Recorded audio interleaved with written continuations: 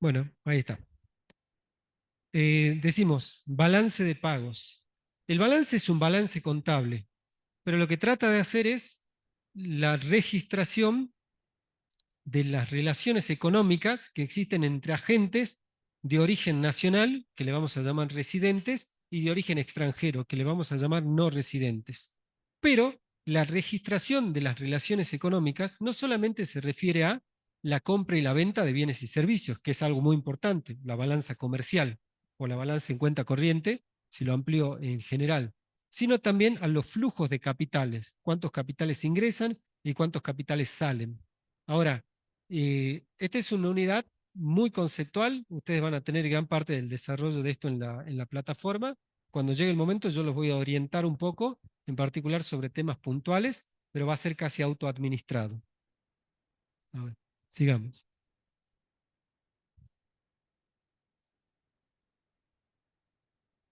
Y allí se acaba nuestra primera parte, que es aquella parte del ex post. ¿Sí? En algunos libros, casi de manera eh, humorística, pero con un humor que solamente se entiende cuando uno estudia economía, le llaman post-mortem, porque ya pasó. Yo llego a estudiar, pero ya está.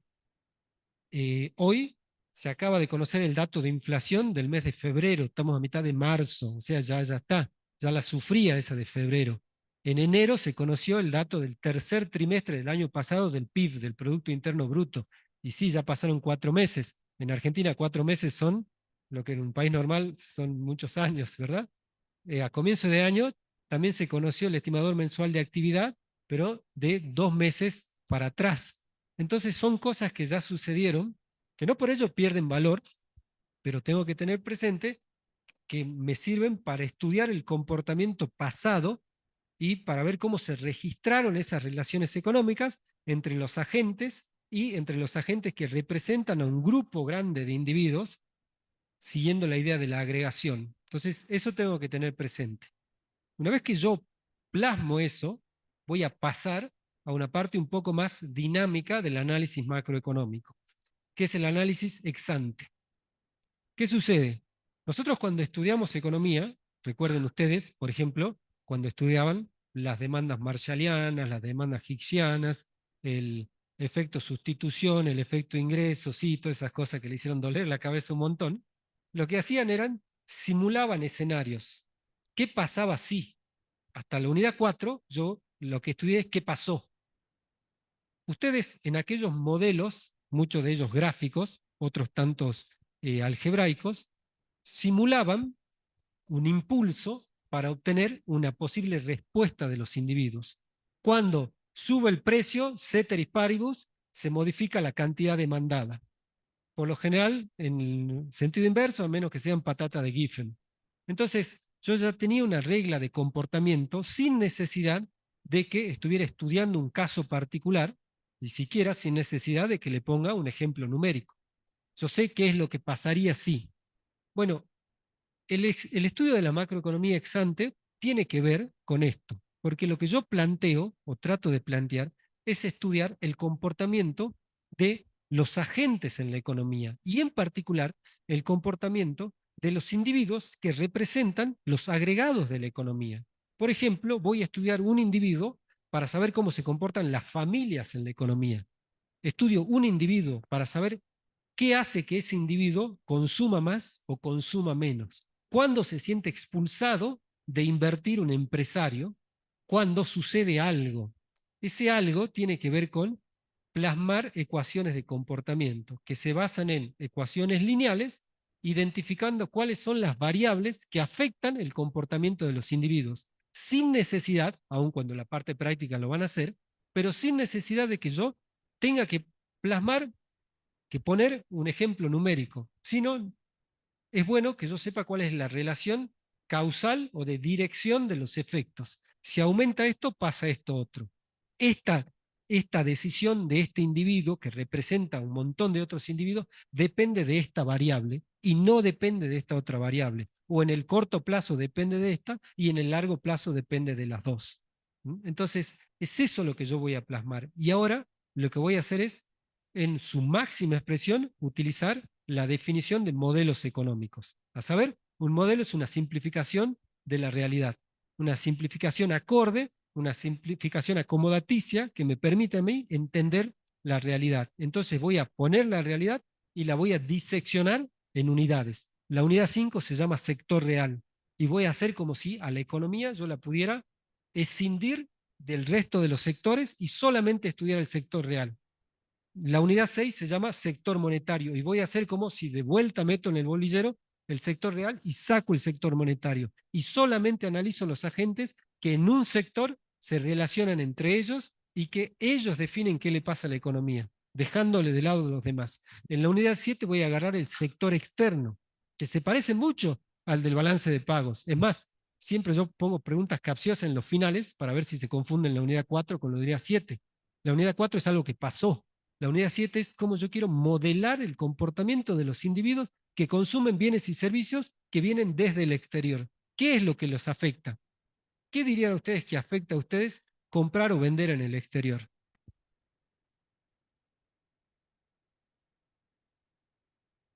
Bueno, la parte impositiva, bueno, la ganancia. Ojo, la parte impositiva no es menor. Hoy se habla mucho de que se va a caer el impuesto país, que las retenciones, que los gobernadores quieren que coparticipe. A ver, pero ¿qué hace que yo me sienta impelido, me sienta propenso a consumir más un bien desde el extranjero o a no consumir? El- ¿Qué cosa? ¿Qué cosa? Bueno, ¿y cómo comparo yo eso? ¿Qué otro valor, qué otra moneda está dando vueltas por ahí? Ujú. Exactamente. El dólar o el valor del tipo de cambio nominal, unidades de moneda nacional respecto de monedas extranjeras, hoy tengo que pagar 850 pesos para obtener un dólar, es lo que me va a medir el precio de los bienes en el resto del mundo.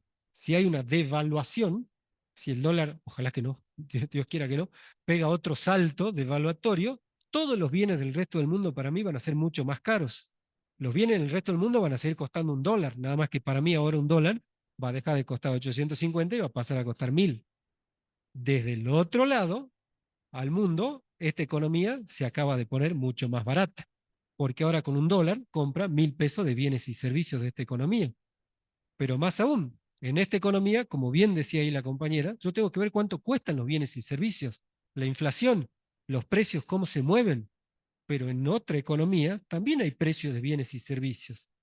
Es decir, también hay inflación en dólares. Después de la pandemia ocurrió en lugares inhóspitos, digo, en lugares impensados como Estados Unidos, que volvió a tener un problema inflacionario.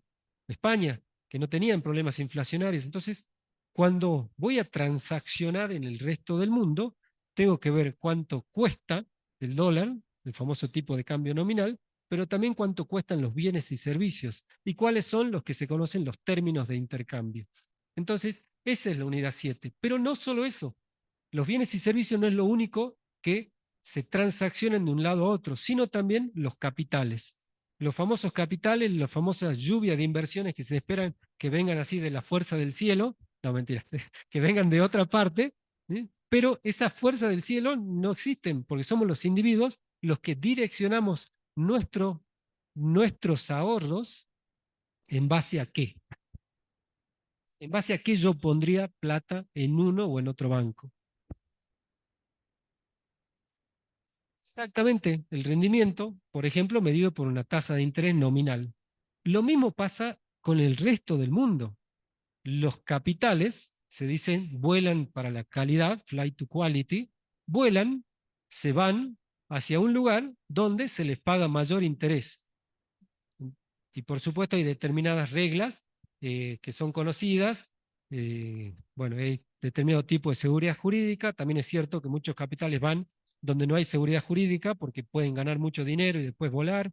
Eso se llaman los capitales buitres. En definitiva, eso también es comercio en el resto del mundo. El, la balanza de capital o la inversión neta externa mueve tanto dinero como la balanza de bienes y servicios. Entonces, eso tenemos que en esta unidad eh, esquematizar, modelizar, no cuánto se movieron los capitales, sino qué tendría que hacer yo para que ingresen capitales desde Brasil para acá. y que los capitales españoles, que no somos más que las familias, vamos a ver después en las cuentas de flujo y stock que nuestros ahorros son los que usan los bancos para comprar activos financieros, no son más en última instancia que las familias españolas decidan comprar bonos en Argentina en vez que en Brasil. ¿Qué es lo que tiene que pasar? Bueno, profe, se le está acabando la batería.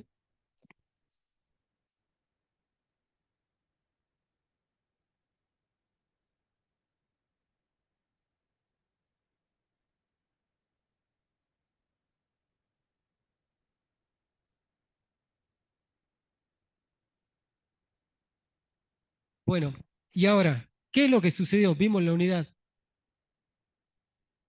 5, les dije que es el sector real, la unidad 6, que es el sector monetario, la unidad 7, que es el sector externo, y vamos a pasar al módulo 3, porque una vez que tenemos el sector real y el sector monetario de activos financieros, los tenemos que juntar, y los vamos a juntar en algo que se conoce como la demanda agregada. Y la demanda agregada va a tener la característica de ser en una economía cerrada o en una economía abierta, cuando le metamos el sector externo. Entonces, esta unidad es una síntesis de las síntesis anteriores. Pero si estudiamos la demanda, ¿qué tenemos que estudiar? Y por eso, la unidad que sigue, que se llama el sector de la producción y el empleo, lo que dice es, de la misma manera que vos agarraste el consumo, la inversión, el gasto, etcétera, etcétera, el dinero, y obtuviste una demanda, del otro lado se puede obtener el comportamiento óptimo de los individuos, el comportamiento para producir y ofrecer bienes y servicios. Con lo cual, ahí yo voy a tener que hacer un análisis y un estudio del cual ustedes están, pero muy duchos, que es la función de producción. Voy a agarrar una función de producción característica, tipo CES, tipo Cap-Douglas, tipo las que ustedes hayan estudiado, y voy a estudiar los factores de la producción, los factores que me permiten lograr determinado nivel de producción. Pero los factores no son otra cosa que agentes que intercambian un servicio o un bien en determinado mercado, el mercado de factores. Por ejemplo, el empleo. El empleo no es otra cosa que, en última instancia, cuando se ponen de acuerdo, compradores y vendedores, cuánto consumir y cuánto vender de horas de trabajo o servicios de alquiler. Entonces, lo que voy a tener que hacer acá es estudiar el mercado de trabajo, estudiar los defectos del mercado de trabajo, entre ellos el desempleo, obtener la cantidad óptima de empleo que va a querer contratar la firma, meterla en la función de producción, fijarme la característica del resto del mercado de los factores, obtener la producción de la economía, obtener la oferta agregada. Uh-huh. Si tengo la demanda y tengo la oferta, después tengo que obtener el equilibrio simultáneo de toda la economía. Y esa es la unidad 9, o la unidad 10, perdón, equilibrios macroeconómicos. Y una vez que llego al equilibrio general de la economía, voy a estudiar lo que se llaman temas particulares, como son los temas de ciclos económicos. Acá habla de coyuntura, pero como les dije, coyuntura vamos a tratar de hacerlo medio transversal. Inflación, desempleo, curva de Phillips, etcétera.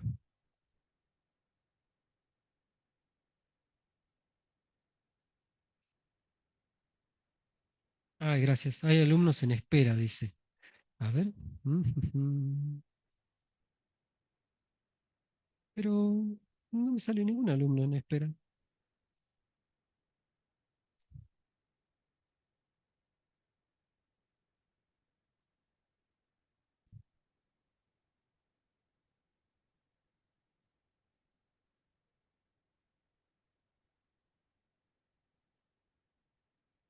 Por, te puse como coanfitriona, por si acaso vos ves algún alumno en espera, yo no tengo.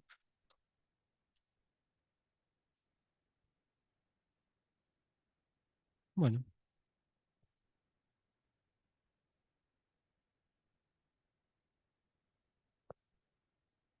bien. Entonces llegamos ahí al equilibrio macroeconómico. Una cosita más acerca de la literatura. Hay muchísimos libros de macroeconomía. Nosotros recomendamos muchos de ellos. Por lo general, en clases, yo voy a tratar de referenciar al cual, según mi punto de vista, mi humilde punto de vista, está mejor desarrollado un tema, pero los manuales de macroeconomía en su mayoría tienen todos los temas. Pero, dos cosas. Hay algunos manuales que nosotros utilizamos que son específicos para alguna unidad. Por ejemplo, el de García de balanza de pagos nos sirve para la balanza de pagos, no nos sirve para otra cosa. Pero hay otros manuales que sí nos sirven en general. El de González Tomasini, que se llama de Introducción al Ingreso Nacional, nos sirve para la unidad 2 y la unidad 3, pero ya no nos sirve para la otra parte de la materia.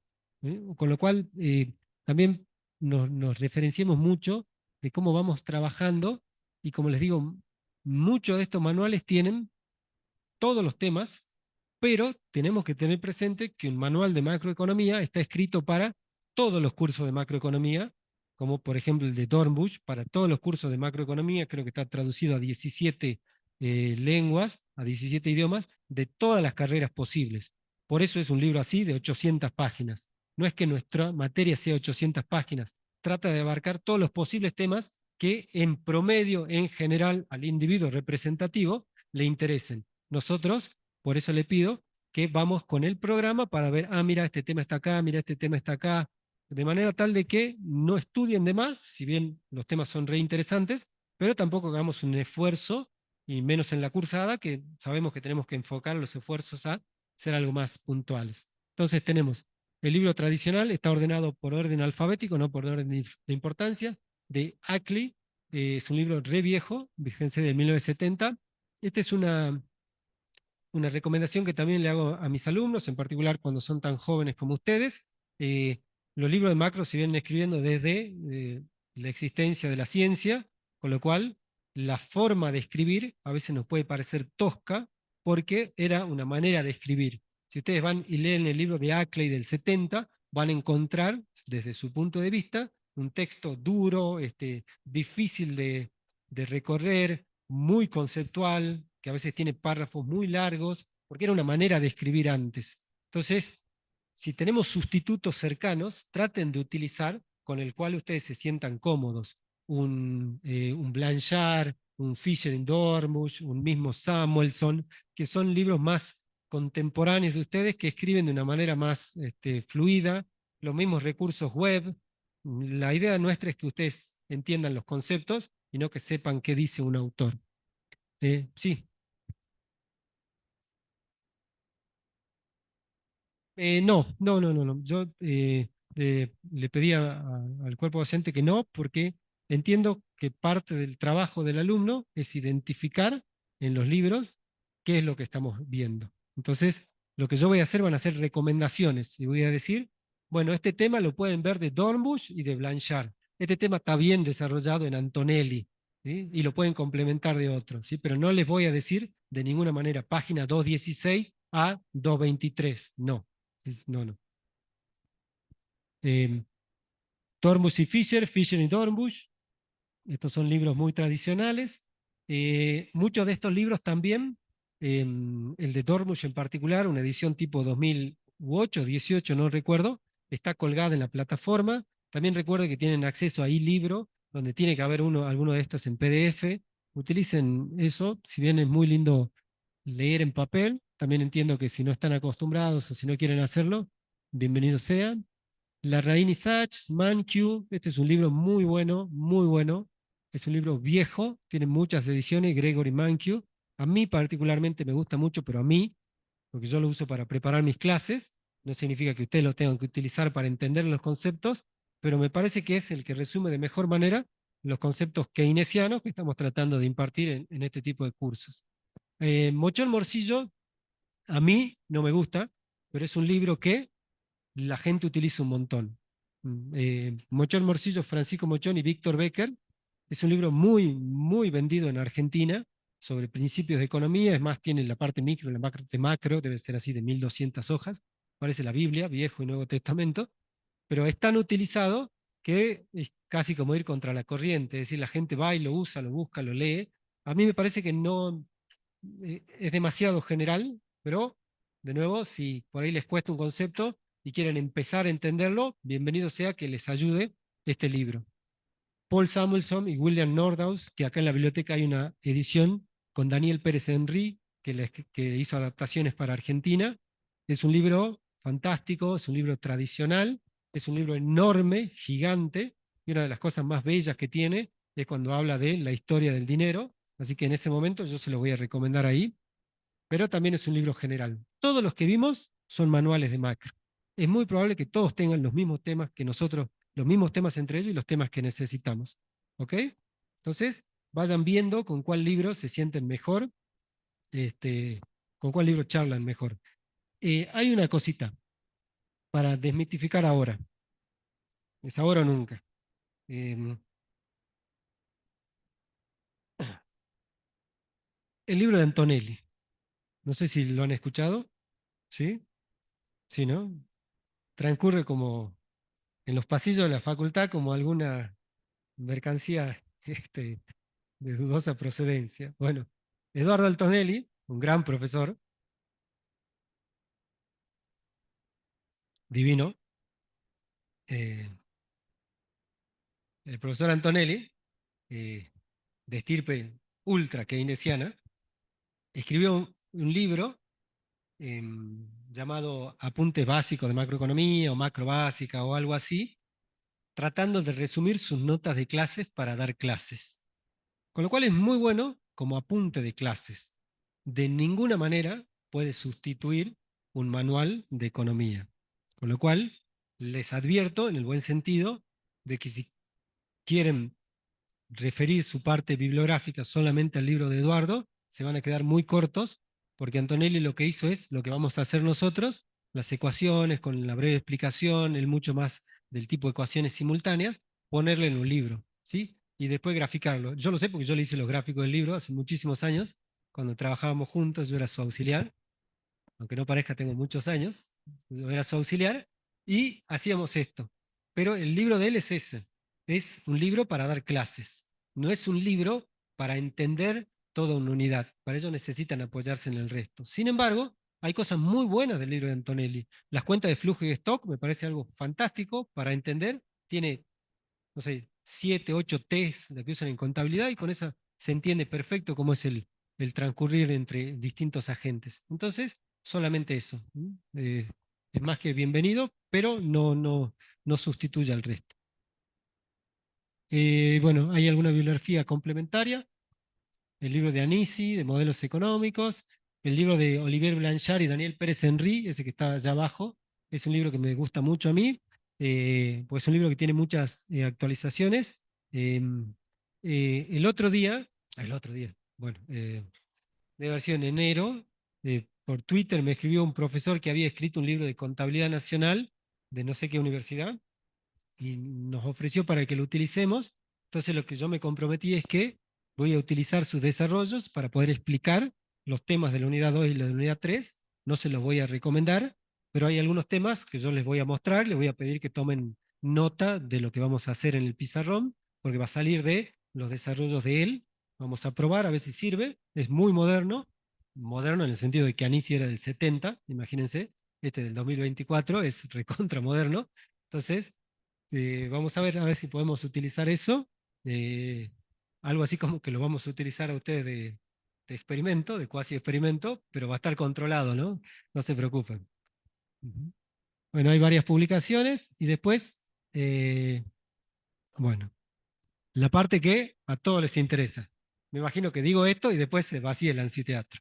Los exámenes, los recuperatorios, ¿verdad? Nosotros vamos a tener,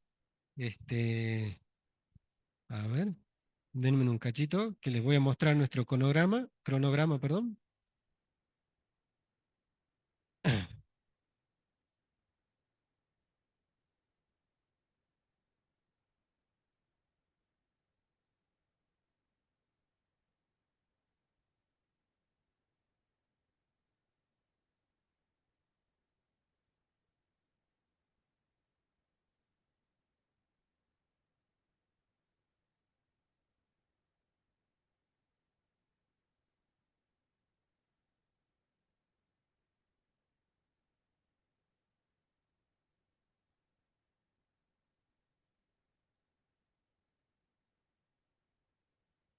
Esto está en la plataforma o si no va a estar. La plataforma lo que trata de hacer es brindarles el material a medida que vamos avanzando, para que no como sobreestimularlos con la cantidad de cosas que hay, pero tenemos muchos recursos con la idea de que, bueno, pudiéramos tener muchas alternativas para ver las temáticas.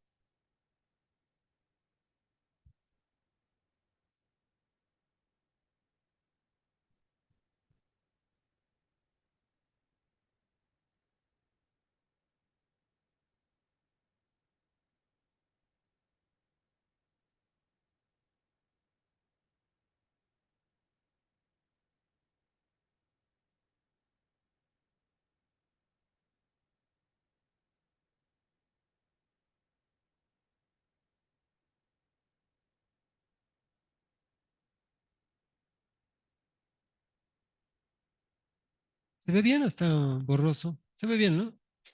A ver, creo que tengo que compartir de nuevo. Mm, se ve bien, Gastón. ¿Se ve el cronograma? Sí, sí se ve el cronograma. Ah, perfecto. Bueno. Bueno, fíjense, esta es nuestra planificación.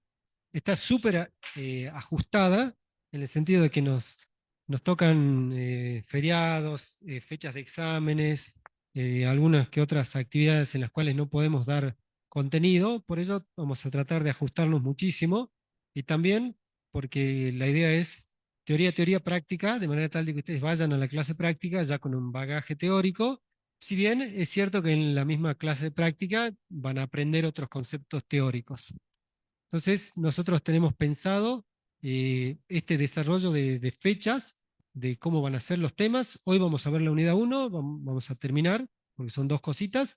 Eh, el jueves empezamos con la unidad 2, eh, es decir, y la terminamos la semana entrante, el 25 con la unidad 3. Bueno, esto que tienen acá, que van a poder descargar de la plataforma, ni siquiera es necesario que lo copien. De nuevo, la idea es hacer dos clases de teoría y que ustedes tengan, fíjense allá al costado, una de práctica. Em, Están marcados los feriados que también van a poder identificar y esto es lo que les interesa. Nosotros tenemos previsto el 27 de abril, que es el primer examen parcial que va a abarcar las unidades 1 a 5. Los exámenes son teóricos y prácticos. Ujú. Para aprobar el examen hay que aprobar la teoría y la práctica. Aun cuando les demos dos temarios distintos, hay que aprobar ambos. ¿Ok? Y cuando se recupera el examen completo, teoría y práctica, aun cuando me haya ido bien solamente en la teoría y mal en la práctica. ¿Ok? El examen es completo, es integrador. Entonces, de la 1 a la 5, teórico-práctico. Ya saben cómo son las modalidades, es muy similar a lo que ustedes vivieron en ECO 1, ejercitación práctica, desarrollo, espacio para hacerlo, y en el caso de la teoría vamos a tratar de ser los más diligentes posibles, utilizando preguntas tipo multiple choice, muchas preguntas para que ustedes puedan darnos a entender que conocen los conceptos. ¿Ok? Fíjense que nosotros vamos a empezar la semana anterior con el sector monetario, pero solamente va a entrar hasta el sector real, hasta la unidad 5. Siempre antes del examen, sea una o dos clases, ustedes van a tener en el horario de clases y en un horario adicional una instancia de repaso integral, de repaso de un tema en particular, con lo cual también les aconsejo que se agenden, tratar de venir a esos espacios. Esos espacios, como son de unidades teóricas y también de parte práctica, se van a compartir con la gente que esté por rendir el examen final en los turnos extraordinarios. O sea que no solamente van a estar ustedes, pero les recomiendo que se agenden esas instancias porque como tenemos un cronograma muy ajustado, unidad 1, unidad 2, unidad 3, no podemos decir, bueno, el jueves hacemos un repaso. No, el jueves toca la unidad 4 y ¿cuándo vamos a hacer un repaso? Ahí. En el taller de teoría que va de la 1 a la 5, del 22 al 26, ya nos van a decir qué fecha. Y por lo general vamos a tratar de que sea en el horario de clases para que a ustedes este, no se les complique, pero también tengan presente que puede ser en otro horario, como para complementar el cronograma. Después vamos a seguir con el dictado, unidad 6, 7 y 8. Van a venir desarrollándose de la manera que les estoy diciendo, clase de teoría y clase de práctica acompañado, para que el sábado 1 de junio sea el segundo examen parcial que abarca las unidades 6 a la unidad 9. Ujú. De la misma manera. Y vamos a retomar la unidad 10 después del examen. Fíjense que dice unidad 9 antes y después del examen. Esto es porque vamos a evaluar la mitad de la unidad 9 y en el recuperatorio va a entrar la otra mitad de la unidad 9 y la unidad 10. Bueno, y ahí están los recuperatorios el viernes 14 de junio que se van a tomar juntos. Es muy sencillo. Para recuperar, eh, tienen que tener aprobado el otro examen. No hay recuperatorio global, lo hemos hecho, hemos intentado, es un desperdicio de papel, porque se tiene que imprimir un montón, todo el mundo se quiere tirar una chance, es completamente entendible, pero es muy difícil aprobar en un recuperatorio global, es casi un examen final libre, entonces tengan presente esto, para recuperar un examen, una de las instancias tiene que tener aprobada la otra. Dicho de otra manera, aprobé el primero, rindo el segundo, me va mal, pero como aprobé el primero, puedo recuperar el segundo. Me fue mal en el primero, tengo que aprobar el segundo para recuperar el primero. Los recuperatorios son teórico-práctico. Y después vamos a tener las instancias de talleres y de consultas. Bueno,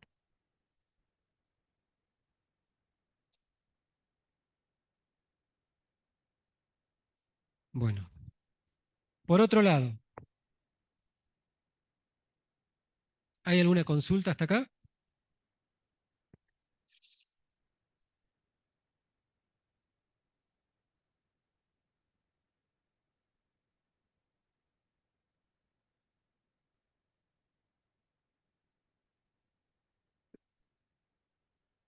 Bueno.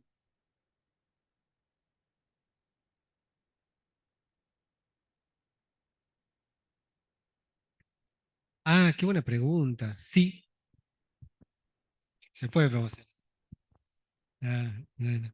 Em, Nosotros hemos establecido un corte de 7 en promedio, perdón, 7 como mínimo para calcular el promedio de la promoción. Por ejemplo, me saco 7 en el primer parcial y 8 en el segundo parcial, voy a promocionar con el promedio simple de las dos, 7,5, se redondea a 8. Pero 7 es teniendo el examen aprobado con 7 como mínimo en ambas partes, ¿sí? No es que me saqué 10 en la práctica y me saqué 3 en la teoría, entonces, no, es 6,5, es 7, me saqué 7. No, no te sacaste 7. Desaprobaste el examen porque tenías que aprobar ambos. Entonces, de nuevo, tienen que aprobar teoría y práctica con un mínimo de 7, esa es la nota del examen y esa nota después se promedia con la otra nota. ¿Ok? Siempre nuestro mayor interés, nuestro interés es tratar de publicitar en la promoción, que traten de seguir esto como un incentivo, así que siempre vamos a tratar de amoldar, de ser flexibles lo más que se pueda para beneficiarnos todos en esta instancia de promoción. Sí.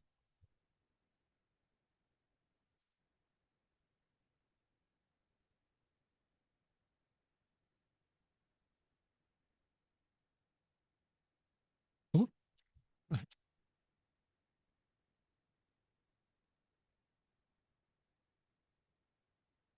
Claro, ya entiendo. O sea, promocionar, pero no tener la correlativa. Y necesitas. eh, bueno, déjame que lo charle, ¿sí? Lo podemos pensar. La verdad, siendo totalmente sinceros, aun cuando estamos siendo grabados, mientras más alumnos promocionen en la instancia del cursado, también es mejor para nosotros los docentes, porque luego son menos exámenes para corregir en el final y podemos prestarle más atención a los exámenes del final.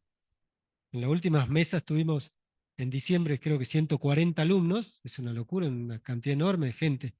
Entonces, a nosotros también nos conviene como cuerpo docente mm, tratar de hacer lo mejor posible para que la mayor cantidad de gente que está en condiciones pueda, como vulgarmente se dice, sacarse la materia. Y si es una cuestión administrativa, sí, bueno, lo vamos viendo, dale. Yo tomo la consulta.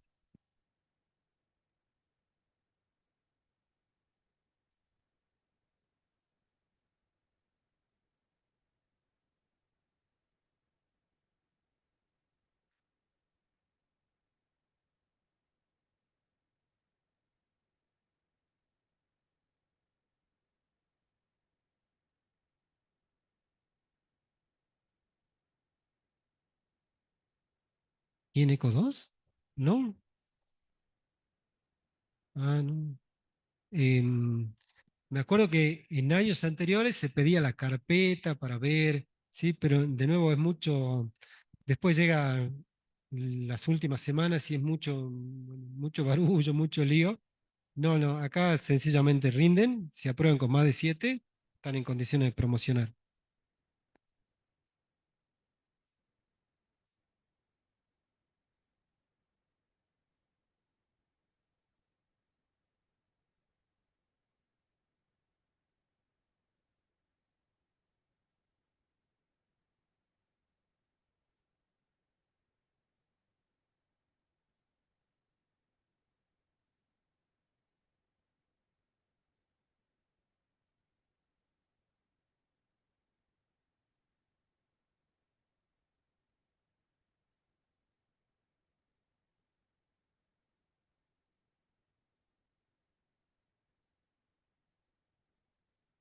Bueno, trabajemos rápido sobre esto para poder dar finalidad.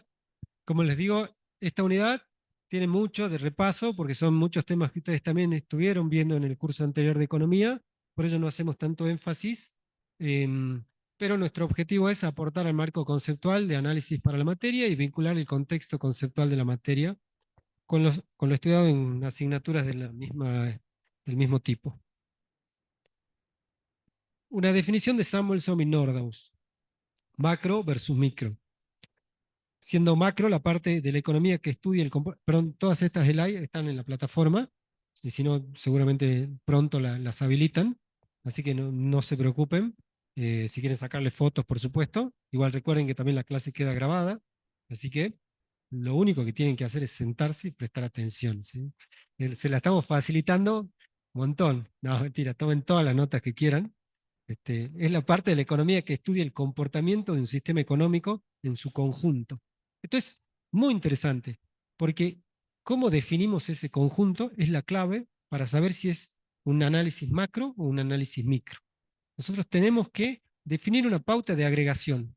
¿Cómo vamos a agregar? Por lo general la agregación es sumando, por lo general la agregación es promediando, pero también existe la agregación que yo les comenté, la del individuo representativo, que yo estudio un tipo de individuo y después ese individuo lo puedo identificar con otros individuos en la economía.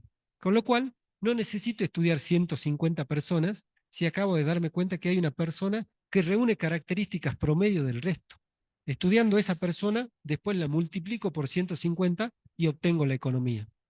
De nuevo, esa es la idea de la micro de la macro. Son microfundamentos de la macroeconomía, con lo cual a él, que es la persona representativa, la puedo estudiar como una unidad elemental de decisión. Y después la hago macro. También se dice que la macroeconomía es el estudio de los grandes agregados de la economía. Entonces vamos a ver las familias, las empresas, pero fíjense que mientras en el módulo 1 vamos a ver los resultados de la agregación de la gente familia, de la gente empresa, de la gente Estado, de la gente sector externo, en el módulo 2, cuando estudiemos el comportamiento, cuando quisiéramos ver cómo se comportan las empresas, vamos a tener que tomar la empresa representativa. Cuando la tasa de interés aumenta, la inversión disminuye en la empresa representativa. ¿Ok? Y después los vamos a agregar. Mientras que la micro se ocupa del comportamiento económico de las unidades de decisión. Bueno, y lo que ustedes ya saben.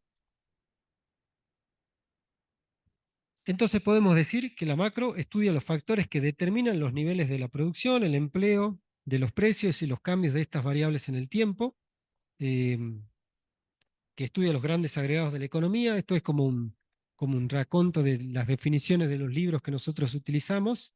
Y tenemos que tener presente de que hay algunos conceptos que siempre van a estar ligados a nuestro trabajo en macro. Cuando hablemos de inflación, es un estudio macro.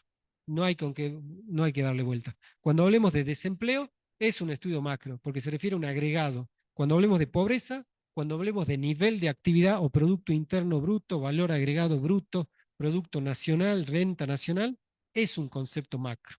No hay que darle vuelta. Entonces, tenemos esa idea de la agregación, de que es mucho, pero no necesariamente es grande, ¿no? Ustedes han visto en el curso de Eco 1 que a veces pueden existir análisis microeconómicos que pueden ser más grandes en dimensión, en volumen, en valores monetarios que un análisis macroeconómico. Por ejemplo, la demanda de petróleo en el mundo. Es algo micro, ¿sí? Pero se refiere a algo tan grande que tranquilamente supera cualquier análisis macro. Ahora, cuando nosotros estudiamos la economía de manera sectorial, de manera agregada, de manera representativa, también tenemos que tener presente que nuestros conceptos macro, por lo general, tienen un arraigo geográfico e institucional. Porque así decimos nosotros, la inflación de determinado país, el Producto Interno Bruto de determinada provincia, el desempleo de determinada región. Entonces, como dice ahí la slide, tiene una delimitación geográfica que por lo general la acompaña y en la ejemplificación es necesario para saber de a dónde es la inflación. ¿La inflación de qué país? ¿De qué región? Y ciertamente, y esto lo van a encontrar en el libro de Eduardo, tal vez en algún otro libro como en los que co-escribe Daniel Pérez Henry, Eduardo Antonelli digo, que ellos proponen que además pudiéramos incluir la delimitación institucional. Toda vez que nosotros hablemos de un concepto macro, tiene que tener un arraigo, tiene que tener anexado un desarrollo geográfico, pero también eh, un aspecto institucional. Y ellos dicen, por ejemplo, no puedes calcular el Producto Interno Bruto del NOA. El NOA es una región, sí, está geográficamente delimitada, pero no tiene un parlamento que lo represente. En cambio, si puedes calcular el Producto Bruto Interno o Producto Bruto Geográfico de Salta, que está delimitado geográficamente e institucionalmente identificado. No puedes calcular o estudiar el desempleo como concepto macro en el norte grande, aun cuando nosotros sabemos que el norte grande son 10 provincias, creo, pero no existe institucionalmente el Parlamento del norte grande. Bueno, es algo discutible, algo que está en una zona ahí un poquito gris, pero les comento porque lo van a ver. ¿Sí? Para nosotros, hoy por hoy, mientras encontremos la definición de agregación y la delimitación geográfica, es suficiente. Ahora bien, cuando nosotros queremos estudiar la realidad, sabemos que tenemos que simplificarla, porque la realidad es muy compleja de por sí.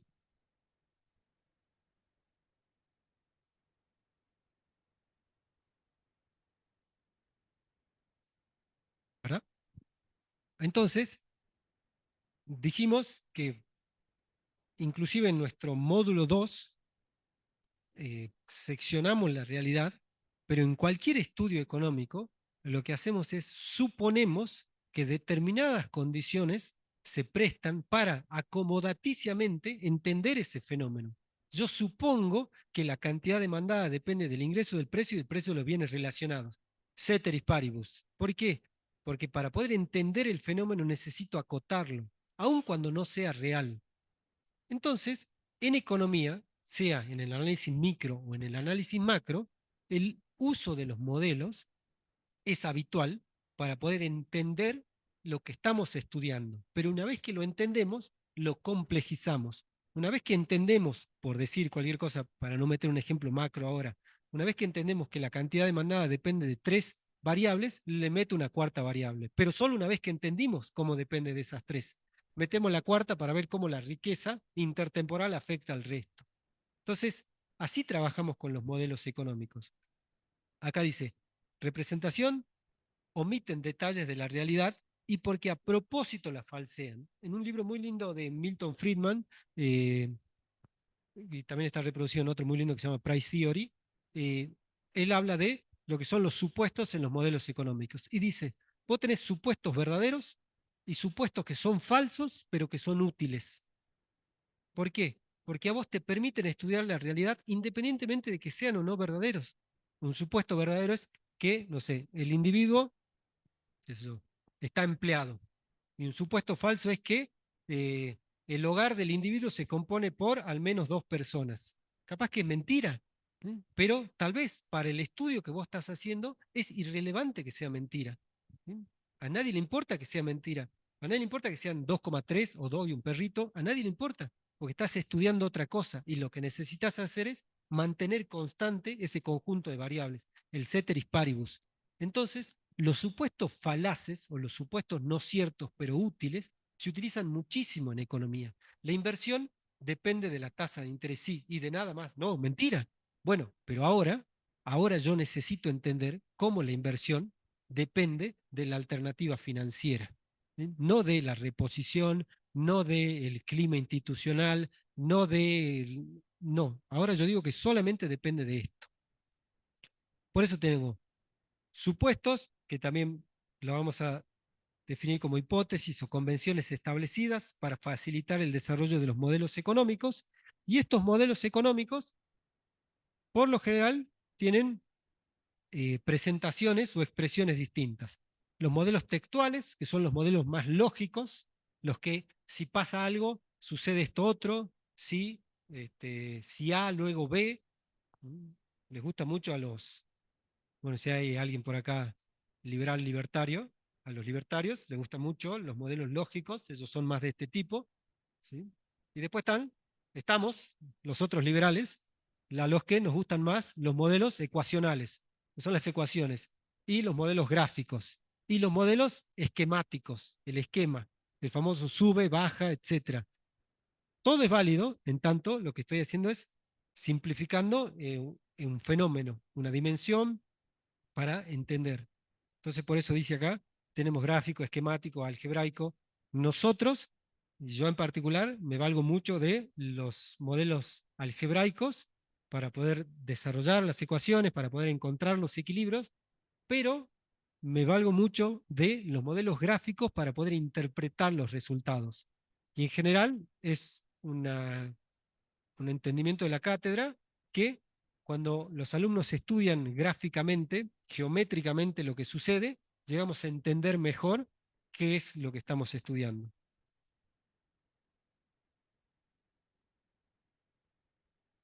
¿Estamos hasta ahí? Bueno, vamos a ver un modelo y con esto terminamos. A ver.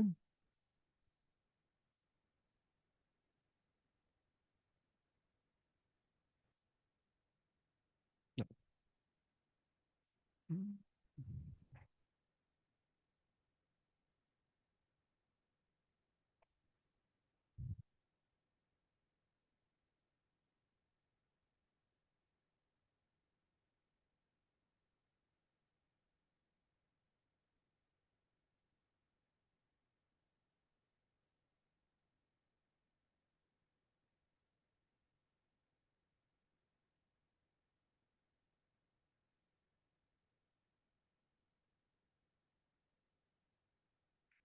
Bueno, fíjense, este esquema trata de relacionar los agentes individuales con el comportamiento agregado de los agentes.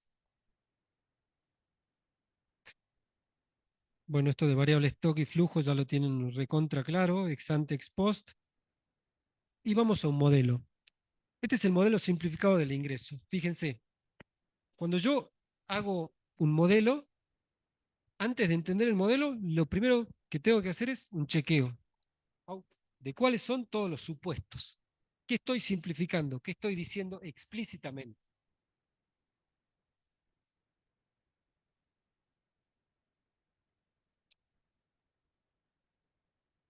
Entonces, lo que hago es, comienzo a escribir el listado de los supuestos. Yo voy a escribir 3 o 4. Les recomiendo que vayan a cualquier libro de macro o a cualquier recurso web y pongan modelo simplificado del ingreso, supuestos, para poder ver cómo se presentan. Pero lo primero que pongo es, existen dos agentes en la economía.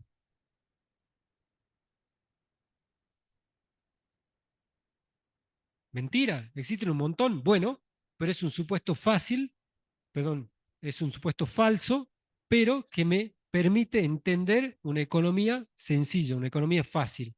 Y esos dos agentes son las familias y las empresas.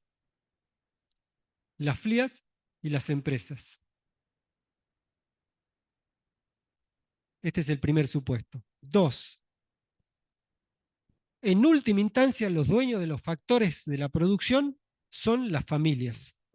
Yo voy a poner acá los dueños de los factores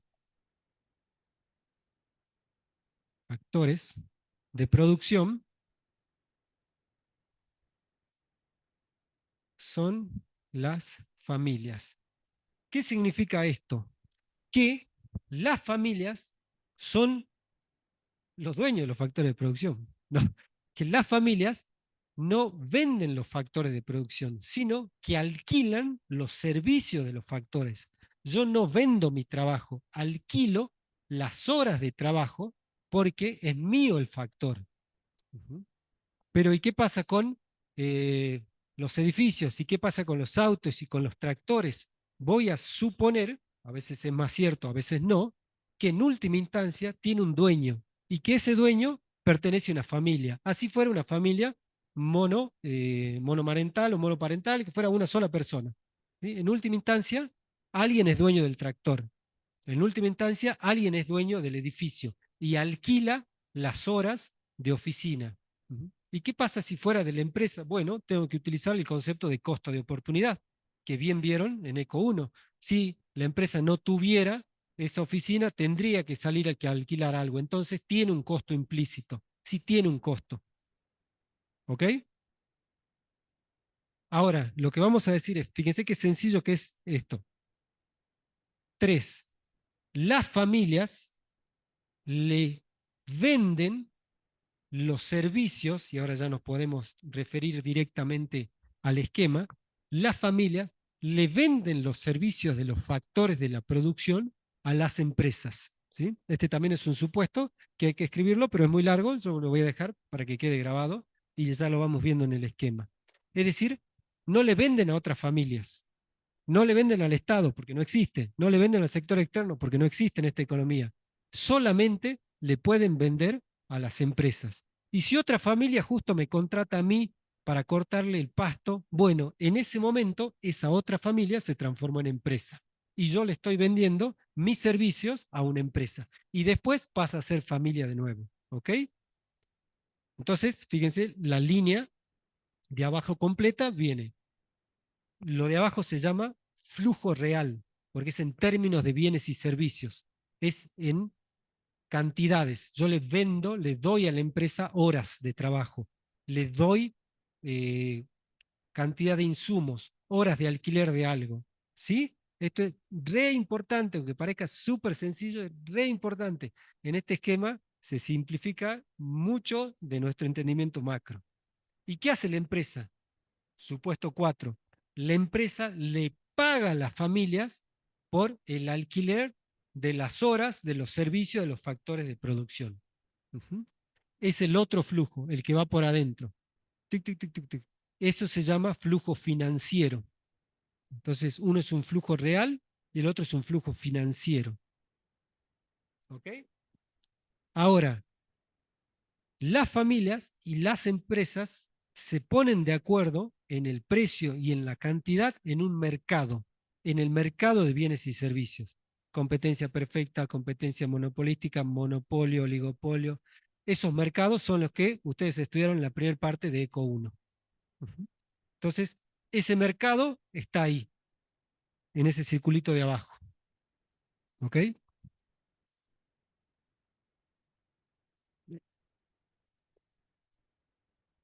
Supuesto 5. Las empresas, con las horas de los servicios que le venden las familias, producen bienes y servicios. Es decir, las empresas agarran y meten eso en su función de producción. No lo usan para otra cosa, solamente lo usan para producir bienes y servicios que le venden a quién. Perdón, esta flechita está mal, ¿no? Justo esta flechita está al revés. Justo esta flechita de arriba. Esta tiene que ir para allá y esta tiene que volver. La de arriba tiene que tener flecha, dirección para el otro lado. Las empresas le venden a las familias. Y la de abajo. eh, no, está bien. No, no, no, está bien, perdón. Las familias le compran a las empresas. No está mal. Las familias no, las empresas le venden a las familias los bienes y servicios que produjeron, produjeron se dice, que llegaron a producir con las horas alquiladas de los servicios de los factores de producción que antes le compraban a las familias. Entonces, la flechita de arriba va para allá. Y las familias, ¿qué tienen que hacer? Pagar. ¿Y con qué pagan? Con los ingresos que obtuvieron por el alquiler que le vendieron a las mismas empresas. Entonces, el de abajo tiene que ir con la flechita para el otro lado. Es decir, las familias le pagan a las empresas en un circuito financiero por los bienes y servicios. Y eso se resuelve en otro mercado, en el mercado de bienes y servicios. De nuevo, competencia, etcétera, etcétera. Pueden tener distintas características. Entonces, esto es un flujo circular del ingreso, porque lo que sale de un lado termina en el otro. ¿Y saben por qué esto es re importante? Porque esto nos define a nosotros algo que se llama la ecuación macroeconómica básica. En un sistema económico, siempre el que compra se lo compra a alguien que se lo está vendiendo. Con lo cual, si yo no puedo capturar desde el lado de la compra, lo puedo capturar desde el lado de la venta. Y si no lo puedo capturar desde el lado de la venta, lo puedo capturar desde el lado del que llegó a producir ese bien que se está vendiendo. Es decir, la venta, en última instancia, se desagrega, esto se llama método del valor agregado, en las personas que participaron en el bien ese que se está vendiendo. Entonces tengo muchas partes por donde encontrar la producción de la economía. Bueno, este modelo es súper sencillo, por eso se llama simplificado, y después ustedes van a ver, que incluso en la plataforma creo que hay algunos ejercicios donde, ¿qué pasaría si ahora entran los bancos? Bueno, ahora no tengo que consumir todo, puedo ahorrar un poco, las empresas pueden pedir préstamos. ¿Qué pasaría si ahora entra el Estado? Bueno, alguien me va a cobrar impuestos, alguien también puede vender bienes y servicios, y voy complejizando. Pero de nuevo, la recomendación, los modelos, detallo los supuestos y así voy a entender cómo está la economía. Nos vemos el próximo jueves a las 16 horas. Siempre vamos a terminar empezando 16:15 por estas cuestiones de conexión, ¿no? Así que eso nada más. Gracias.